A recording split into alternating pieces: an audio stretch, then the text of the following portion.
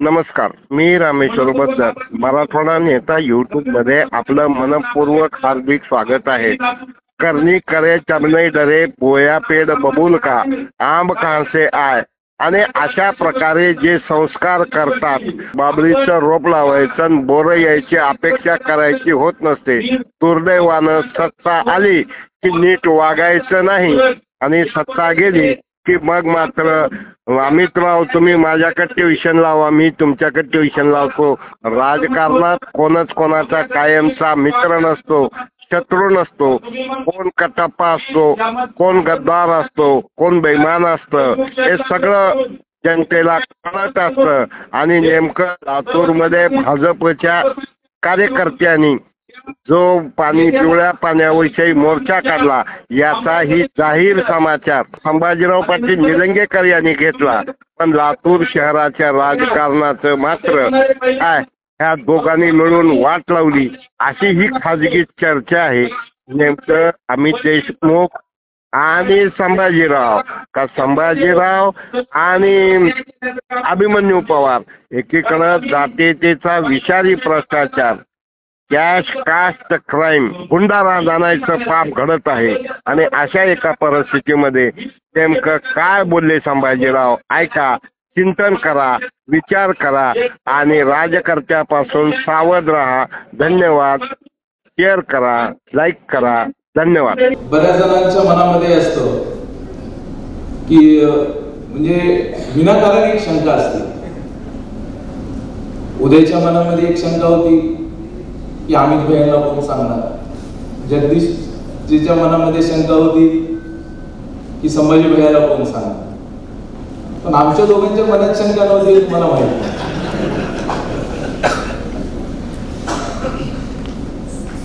असंच होतं ना. पण कधी कधी काम करत असताना मला आवर्जून आज इथं व्यासपीठावर धर्मवीर काय सांगितलं, तुम्ही फार चांगल्या शुभेच्छा दिल्या साहेबांना फार चांगल्या शुभेच्छा दिल्या. मी त्यांना म्हटलं की आता हे बोलत बोलत एवढं कौतुक करायला लागले, माझं नाव घेताना म्हणतील की महाराष्ट्रातले भविष्यातले विरोधी पक्ष नेता म्हणतील.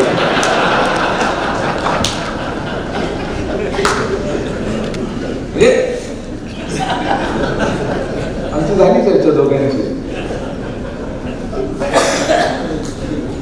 पण मी आपल्याला आवर्जून सांगतो, लातूर म्हटल्यानंतर आम्ही सर्वजण एकत्रित एक विचाराने एका दिशेने काम करतो.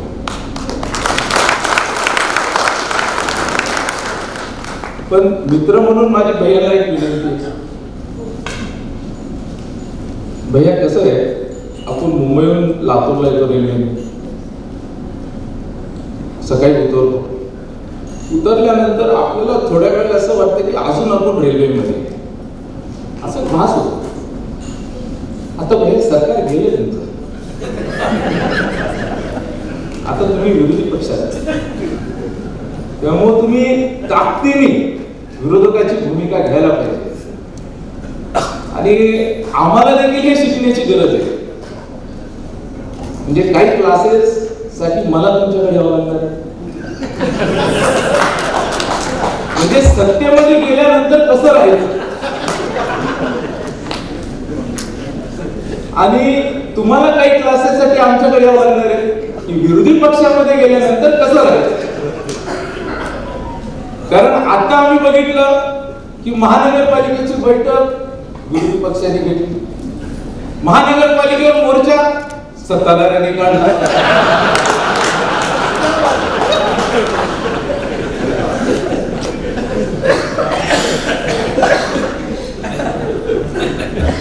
साहेब असं होत नसतं ना. पत्रकार साहेब आहे तिथं, मोर्चा कोण काढतो, विरोधी पक्ष काढतो. हेच अजून त्यांच्याही लक्षात आलं नाही आणि आमच्याही लक्षात आलं नाही. त्यामुळे आम्ही दोघं एकमेकांसोबत बसून दोन्ही भूमिका कशी चालवायला पाहिजे हे शिकणं. कारण आम्ही 14 वर्ष झालं विरोधी पक्षाचे, काही जरी झालं तरी मोर्चा, आंदोलन त्यांनी सांगून दिले ते पिवळं पाणी त्यांनी त्यांच्याच काळात होतं, संभाजीरावने ते हळद टाकून आणले.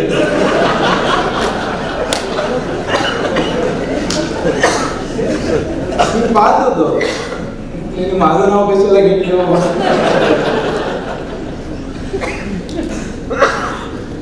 असो, पण हे सर्व होत असताना त्यांची आमची एकच जबाबदारी आहे की आता महानगरपालिकेमध्ये पाणी पिवळं तर घ्यायला पाहिजे. मग आता आपण पकडायचं कोणाला?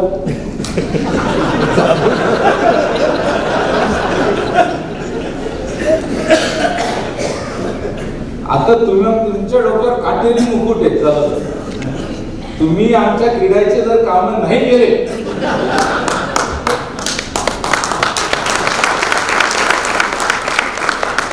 आता जरा सत्तेत आल्यासारखं वाटलं की नाही?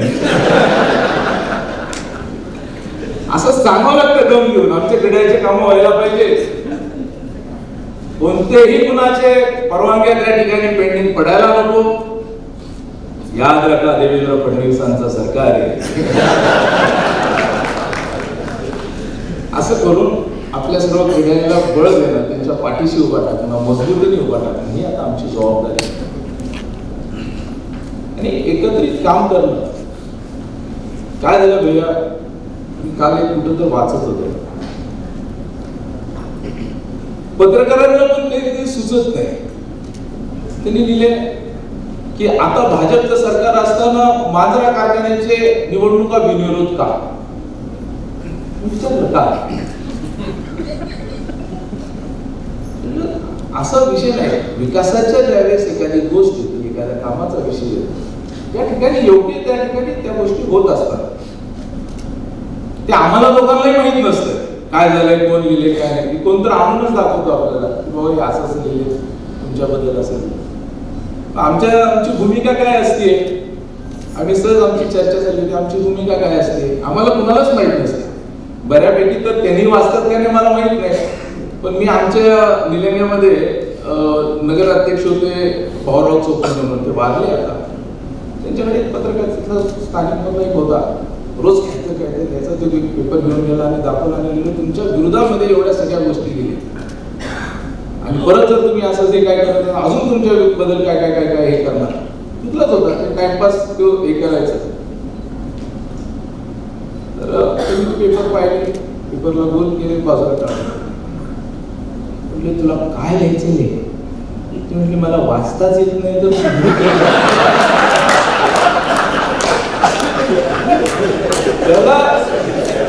मला येत नाही, जगाला येतं त्याच्याशी त्यांचं घेणं देणं नव्हतं. अशा वेळेस मी भाऊराव मामाला आठवतो. असं काय आलं की माझे मामा होते, त्याला सगळेच मामा होते, त्यांची आठवण करतो. अरे की आपल्याला काहीच येत नाही समजायचं, काय येत असतं.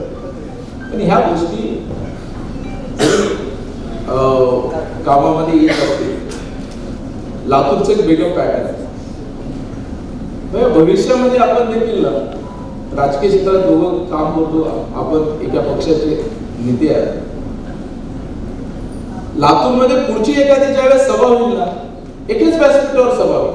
ते विकसित देशात होतं, अमेरिकेमध्ये होतं, त्यांचा राष्ट्रपती होतो, त्यांचे धोरण सांगतात, आम्ही आमच्या पक्षाचे धोरण सांगू. व्हायला पाहिजे की नाही? एकाच ह्याच्यावर झालं पाहिजे. जनता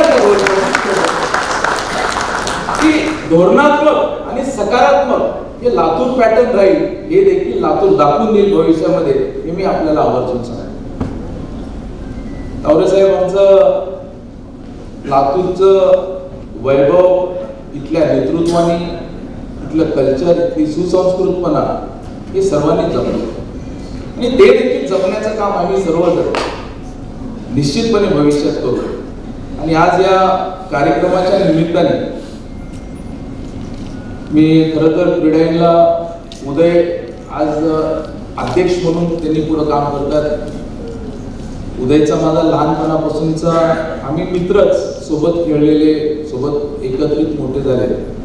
माझ्यापेक्षा अधिक अरविंद सोबत त्याचा जास्त संवाद होता, पण आम्ही दोघं सोबतच एकत्रित पुढं लहानपणापासून सोबत पुढं एकत्रित आले. एखाद्या गोष्टीची चिकाटी, एखाद्या गोष्टीबद्दल अभ्यास करणं, एखाद्या गोष्टीबद्दलची पूर्ण माहिती मेहनत, डेडिकेशन, फोकस या सर्व गोष्टी त्याच्या स्वभावात आणि निश्चितपणे ह्या सर्व गोष्टी क्रीडासाठी भविष्यामध्ये तो कामाला करेल.